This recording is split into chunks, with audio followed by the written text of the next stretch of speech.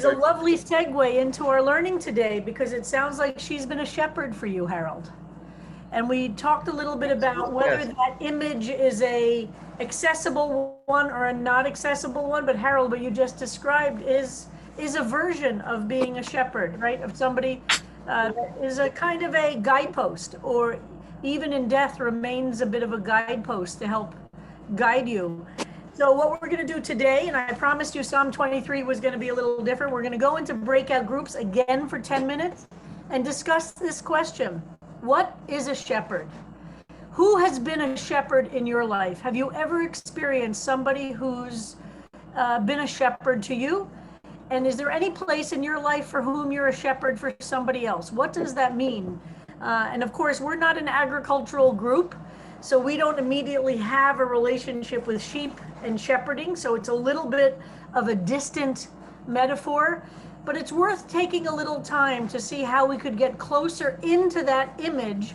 And of course, when the psalmist wrote, a shepherd was not just a distant idea, right? The concept, and that's part of the problem with a metaphor. If it's not from your own world of imagery, it's sometimes hard to really understand what it's about. So I'm going to ask you for 10 minutes, again, small groups, just talk about that question. Has there been a shepherd in your life? Is there a shepherd now in your life? And have you ever functioned that way for somebody else? It could be a one-time moment, or it could be a lifetime relationship. A shepherd isn't only a lifetime relationship. It can be somebody who provided you with that guidance, whose so-called rod and staff, whose instruments help you learn which way to go to be safe. Okay, so we're going to do that for 10 minutes. Everybody clear on that? And then we're going to come back.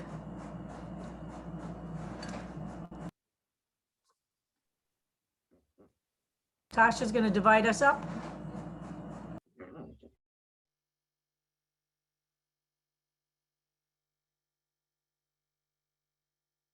What's the reality, Andrew?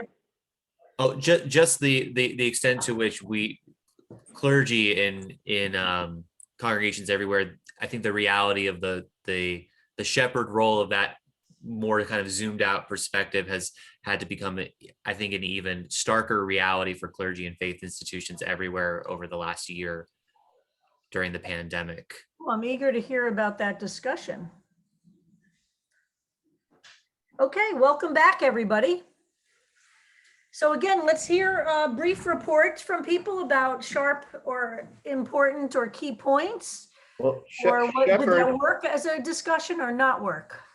I will start with Shepherd Wanden. So, Sounds for you, Shep. so I was very lucky just to be with Harold. So that was a good thing.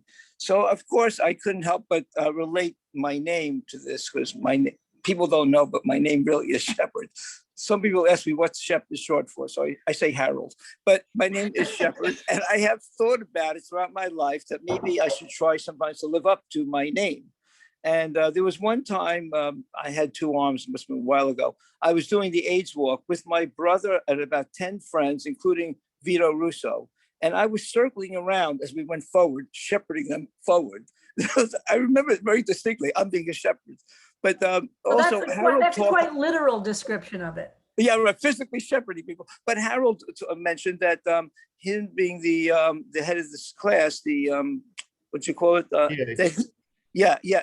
In a way, he felt that he was a shepherd. And I asked him, did you actually think you were an actual shepherd? And he said, yes. So I thought that was very cool. And then we talked about how clergy people are, and he also thought like Annika was like a shepherdess. That's the female. So we also mentioned that, clergy people are pastors. Christians use it more, but we use it like in pastoral care. And that's related to a shepherd, because that's a pastor, it's a shepherd. And then pasteurized milk. And that, a congregation can be known as your flock. Your flock. And new members of your flock. And then the black sheep. And then Shep also said at the very end, he said, people say that the Jews were led off like sheep to the gas chambers, maybe because they didn't have a shepherd, but being a sheep is not always the good thing. Linda Solomon. I am unmuted. Yes, hi, everybody. I was fortunate enough to be in a group with Julie Rayner and Jacqueline, Jack Newman, and who was and Sue Myers. So that was the four of us. And Sue mentioned at one point that we are shepherds to our animals because Julie's dog came into the picture, and all of a sudden we got the image of the shepherding our own animals. And surely that's true that we do. We provide them with all of their needs, and we guide them in what they're supposed to do, and everything else. So that was part of our discussion. And then we all had an opportunity to talk about, I don't know if Sue did, but we talked about who were our shepherds. And Jack mentioned that his parents were his shepherds, and all of his teachers and people that went before. And Julie mentioned her grandmother, who had taken her in as a young girl, and she was truly her shepherd, and she would take her to church, and they did wonderful things together, and she really remembers her as a good shepherd. And I mentioned my father, but I didn't mention my mother because I didn't get a chance to, but we both my parents were my shepherds as well. And surely my father was until he died, but my mother really took over that role and was my shepherd for all her life. Mhm. And Beautiful, beautiful. Sherry seems to be the Thank one. you, Linda. Actually, I'm going to give this over to Ida, who's going to speak for our group, okay? Great, thank you. All right, in our group, I was in a group with Andy and Sherry and Simon. It was a wonderful, wonderful discussion. And we kind of tried to delineate what's the difference between being a mentor and being a shepherd, and emphasized, I guess, or deciphered that Very important being question. a shepherd has more of an emotional component to it, and you're not only leading someone down a path towards a career or towards a job or something like that, but you're really involved in their life, and you're really, you know, very much helping them through. And we talked about being shepherds for other people, and how it's very gratifying actually to be a shepherd. And sometimes the person who's on the other side of that thinks that, you know, how lucky I am to have a shepherd, but actually the shepherd feels often very lucky to have Beautiful. a person who's receptive and able to take advantage of the knowledge or the perspective that the shepherd actually has. Beautiful. Thank you, Ida. Sounds like a great group discussion. Both Zalkins, Michelle first and then Saul. Thank you. Good morning. Good I morning. found it interesting that by the end, I really liked this topic. It brought up a lot of ideas for me. And in the group, two people chose to just talk about the psalm and what the psalm meant. And so that was interesting to me. And by the end of the 10 minutes, we discovered that all of us are or were teachers. So of course we were all shepherds to our students, and I certainly learned a lot from my students.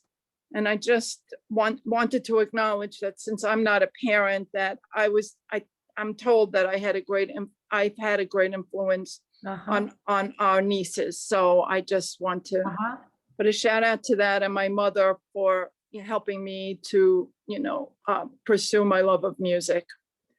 Thanks. Beautiful, beautiful, beautiful. Paul. Absolutely.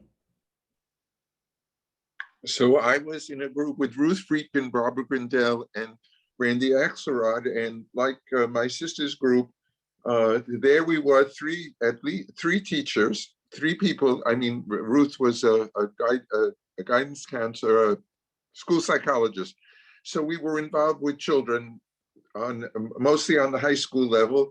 And what we understood is that if we cared for our children, we shepherd them. If a teacher cared for their children, then they became shepherds because they cared about the children in front of them and not just about throwing things in their heads about facts and whatever else they were doing. Randy ended up in the business world. She was supposed to become an educator, but there weren't any jobs, and she ended up in the business world, and she had no experience in the business world when she got there, and she was shepherded by people who made sure she could learn what she had to do, and she herself became a shepherd to people in the business. And like my sister, my mother also, the same mother, made sure we had music. She made sure we had lessons. She schlepped us to concerts. She schlepped us it was amazing. Of her 6 siblings, she was the only one to do that for her children. None of her siblings did that.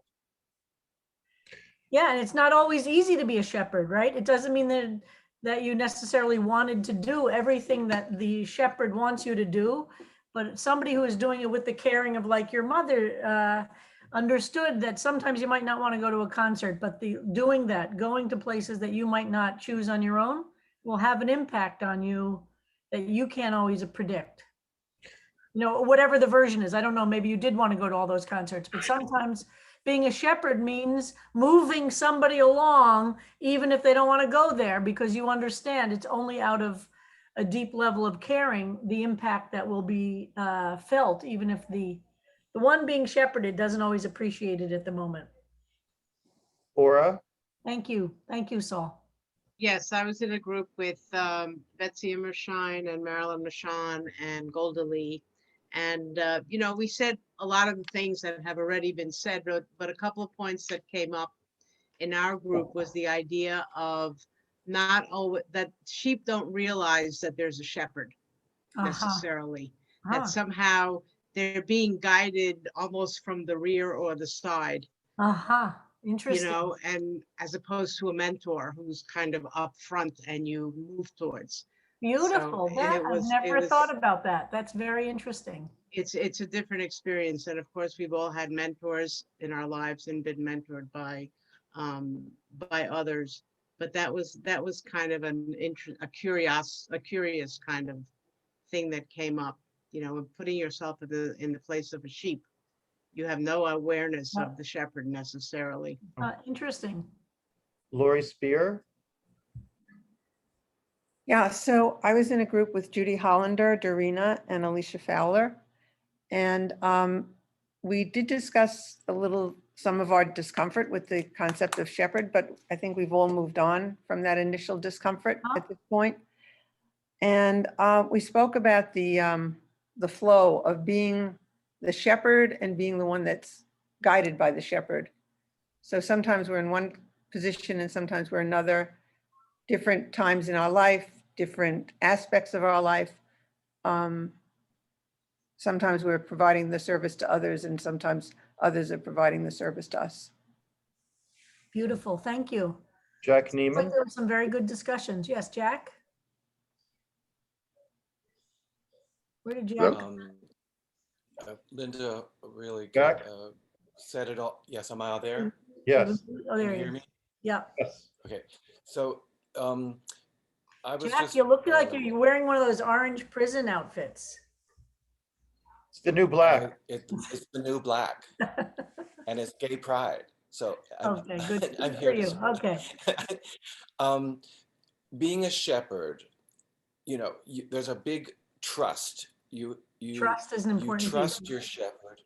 Trust is an important piece. But then when when you're on both sides of it, you were like if your parents were the good shepherd or your grandparents, as in Julie's case, in our group, you put a certain amount of trust in them. But then at some point, you may look for another shepherd because maybe that shepherd, you look beyond your parents. You look to your mentors, your teachers, even your friends. And then when you're in a shepherd position some of you have children and some of you have grandchildren, and then it's a big responsibility, and that trust goes in the other direction, and you think about all the decisions you make very, very seriously because you're the one guiding. And so it's that having a shepherd and then being the shepherd. Anyway, Thank you. Donna Gray? It's a little bit of a prism there. Thank you. So our group with Robert and Peter and Susan reflected a lot of the same things that people are saying now, how we've been shepherds and been shepherded. But one point is that, some people took shepherding as a negative thing. And in order to be shepherded, you have to surrender to be shepherded, because if you resist the shepherding, you don't go very far. Is this Simon this time? Yes, it is. And I think there's one dimension of shepherding that hasn't been mentioned, and that a shepherd has two basic functions: to guide, but also to protect. Yes. And I think that Good point. Discussed, but I think that's a really important dimension of it. And in our group, we did discuss that a little bit about how when we functioned as shepherds, we did protect those we shepherd as well. One of the other things we talked about was that a shepherd has a flock, and in general, the flock is okay. And the shepherd gives attention. There's one sheep that will be a little behind, or one sheep that will be a little to the side, or you count to see, is everybody here? Do I need to have to look out for everybody? You're our shepherd, Rabbi. And if we all came to you with our problems in one day, I think it would be a little overwhelming. But the way it works is that in general, your flock is okay. But at any given time, there are a few sheep who need particular care. And so you do that individually as needed. But I think that the shepherd isn't necessarily a one-on-one relationship. It's the one shepherd to a larger flock. There are different kinds of those relationships. Marcia has her hand up, and then we're going to end this part of the conversation. Yeah. So I was with Michael Goldstein and Judith Frank and Sarah Sill. And we got to know each other a little bit because we didn't all know each other first. So there was the introduction piece, which seemed important. And Always. Yeah, and it was, things I didn't know about people. So that was wonderful. I think it was interesting that people had a hard time in some respects of identifying someone who shepherded them, who had a big impact on their life.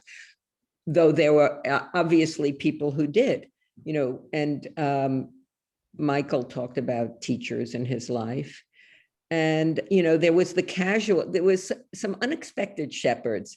So Judith talked about a gay guy who was a very creative shepherd for children in Washington Square Park. And I guess it was her children who were there in the park, and opened their eyes to imagination and creativity and all kinds of adventures. And that sounded marvelous. And then Sarah Sill had a chance, really a neighbor who was a shepherd, who brought her to CBST, to Javits many years ago.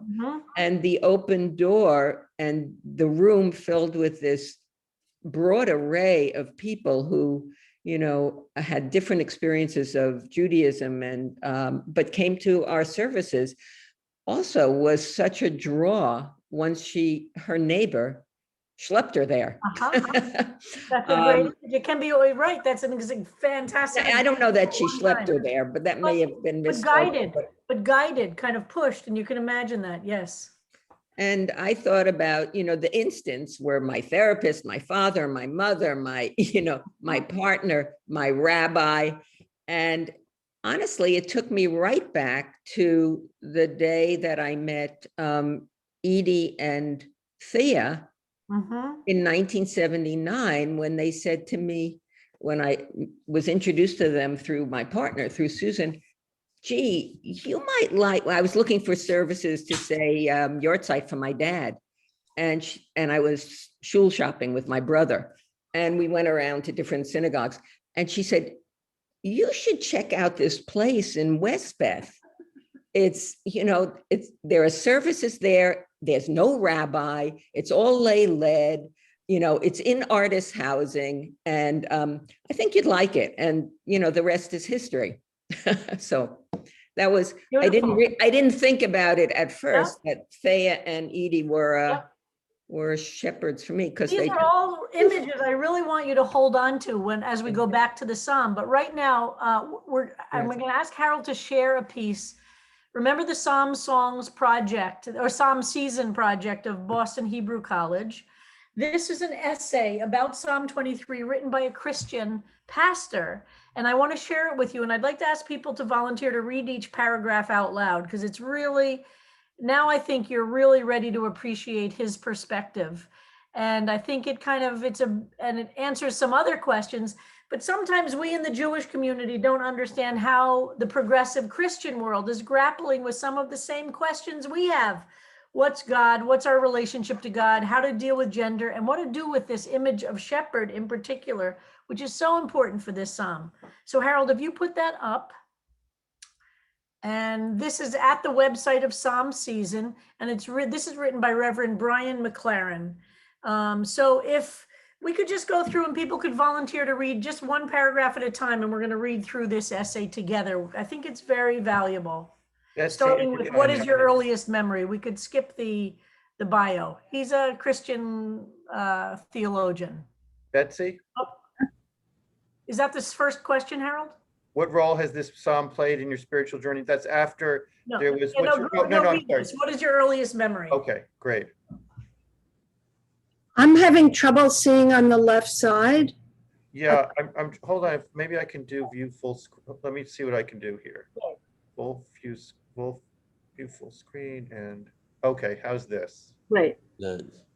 Yeah, start from that first question. What is your earliest memory of chanting, singing, or studying Psalm 23? I grew up in a conservative Christian home. It wouldn't be inaccurate to call it fundamentalist, although my parents were always at the most open and charitable wing of whatever congregation they were a part of. Before I could even read, my parents had me memorizing passages from the Bible. I think the first was from the New Testament, intended to guide me to be nicer to my little brother. Be you kind to one another. Ephesians 4:32. Back in those days, King James was our only translation, so I memorized all the F's, these, and nows. I believe Psalm 23 was the first whole psalm I ever memorized. I can imagine wrestling with restoreth and anointest. Sherry or Simon? Sherry this time. Why did my parents want me to memorize this song? I'm quite certain they wanted me to feel a personal connection to God, to think of God as someone who knew my name and noticed whether I was with the flock or missing. They knew that from earliest childhood, I loved all things connected to nature. So to imagine sheep in green pastures resting by gentle streams, protected and guided by a caring shepherd, that was a metaphor I could build my life around. Sarah Siegel? What role has this psalm played in your spiritual journey? I'm glad that this psalm taught me from a tender age to see God not as a cosmic policeman about to clobber me, and not as a spiritual scorekeeper counting each time when I was naughty or nice, and not as a distant technician managing the universal mechanism without any emotional attachment, but rather as a caring shepherd whose goal was for me to survive, thrive, and feel fully alive. I suspect that because I loved animals so much as a boy, I found it most meaningful to think of God as caring for literal sheep at first, along with the pastures and streams that sustain them. I understood what it was like to love animals, and for me to be one of the animals in God's flock seemed perfect. Judy Frank? Judy, you're muted.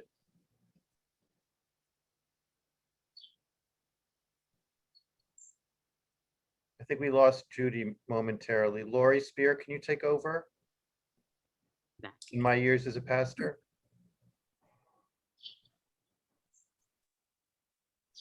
Oh, wait. I'm back again. Can I do it? Okay, Judy, yes. As my years as a pastor. Pastor, this was my go-to psalm for funerals, in part because I knew its relative familiarity brought comfort, but even more because I knew that in the thin place of death and mourning, people are unusually sensitive to the closeness and comfort of divine presence. The psalm, of course, is about life, about greenness and life-giving moisture and protection and comfort. But I think that the greater our sense of God's personal care in this life, the less we fear death. When the universe is our safe pasture in God's banquet house, how can we be ultimately afraid? Thank you. Marcia Melnick? Marcia, you're muted. And Debbie and Sarah, if you want to unmute yourself because you're coming up. Like Marcia? Are there specific words, phrases, or images from this psalm that are particularly meaningful to you? I love the contrasts held together in this psalm. Yes, there are green pastures and quiet waters in life, but there are also steep gullies and deep, dark valleys. Yes, there are feasts and sumptuous tables, heavy with food and wine, but enemies lurk in the background, ready to pounce or oppress. Yes, there are pursuers hot on my trail, but God's bountiful generosity and merciful kindness are even more passionately behind me. They've got my back. Debbie Metrick? That kind of both and honesty, it seems to me, is what my soul needs. The immature, dualistic, and reactionary part of me wants it all one way or the other. Life is all beach or all battlefield. But this psalm invites me, if I let it, into a deeper, more contemplative space, holding the contraries together, embracing life's misery and delight in a larger circle of loving presence. Sarah Sloan, and then Aura and Marianne. I feel the need for the contemplative space as acutely as I ever have in these days. Climate change, demagogues, pandemics, cultic religious nationalist propaganda, and weaponized fake news. It would be so easy to sink into a swamp of anxious despair. I need to face these realities with wide open eyes, and then, in the face of them all, to dare to believe that no less real are the comforts of the shepherd, the rod and staff of guidance and protection, the beautiful provision of the table and safe refuge of the house of the Lord. Aura? How might we read this psalm today in these difficult days? Like nearly all my peers in my conservative Protestant background back in the 1960s, I was trained to read the Bible personally, but never politically, spiritually, but never socially or economically, and particularly, but never universally. Of course, even that training was a socio-political act, but we didn't see it. God's care applied to me and my individual soul, but not to economics or public policy. It spoke to my destiny in the sweet by and by, but not to racism or economic inequality or environmental destruction in the fierce here and now. Perhaps most tragically, as I now see it, we were taught to read it as a message exclusively for me and my fellow Christians, but not for anybody else. Wow. Marianne, then Lori and Saul. As an adult, I have been converted, so to speak, from reading the text in an exclusively personalistic, individualistic, and escapist way. So now I find myself searching to ask, could I see God as the shepherd of all humanity and not just one religion or nation, seeking to guide us all, no exceptions, through pandemics, racial injustice, toxic populism, through ecological overshoot and economic inequality, through hostile polarization and weapons proliferation? Lori. As I ponder this question, I remember that the psalm doesn't say the Lord is my puppet master, or the Lord is my dictator, or the Lord is my machine operator. The shepherd seeks to feed, lead, and guide sheep, living creatures with a will of their own. As far as I can tell, sheep are never terribly controllable, and they seem less trainable than a dog or a horse. So even as I ponder God's guiding universal presence, I'm reminded of our shared responsibility to be guidable, to maintain deep and inner receptivity to wisdom from beyond our current understanding. Saul. Is there anything you might alter in this psalm if you were to rewrite it today? In the years since I memorized this psalm as a little boy, I've become more aware of how God The Bible and religion in general are often enlisted in unholy causes. Often, a first step on the path to religious malpractice occurs when we take metaphors used to describe the mystery and treat them as if they are objective descriptions of God. Next to nobody takes the metaphor of shepherd literally, of course, but few realize that the word Lord in English is itself a metaphor. Or can I ask you and Marianne to finish up? Meanwhile, too few of my fellow Christians understand the deep Jewish reverence associated with the unspeakable divine name to which the Lord, all capitals in English, points. Instead, the word Lord comes to mean a supreme authority figure who has more in common with an ancient emperor, medieval autocrat, or contemporary dictator than a shepherd. The problem is intensified when the English pronoun he is used interchangeably with Lord. Presto, God is rendered as an alpha male supreme being, a divine macho demagogue, an unaccountable omnipotent autocrat, inviting arrogant humans to posture themselves in that inflated image. Add whiteness to the mix, and you have a dangerous cocktail indeed. I like what my Jesuit friend John Deere has been doing to try to remedy this distortion of God talk. He substitutes the God of peace for the Lord and for each male pronoun in the Psalms. As I savor Psalm 23 with that simple substitution, I notice how the flavor of the word you changes when I address the divine mystery directly. God of peace, my shepherd, you, amen. Wow. Thank you, all you beautiful readers. I hope you enjoyed that essay. And I really wanted to read it out loud as a class, not just distribute it to everybody.